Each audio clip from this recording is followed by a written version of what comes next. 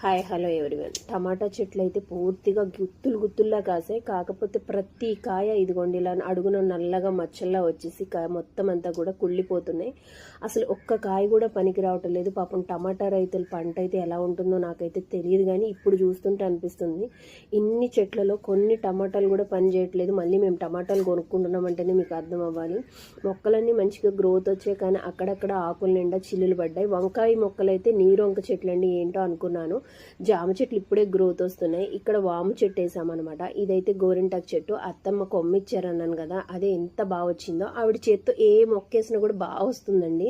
చాలా మంది ఆవిడ చేత్తో మొక్కలు వేయించుకుంటారు, సూపర్గా వస్తాయి. ఇది చిలకడ దుంపల పాదు.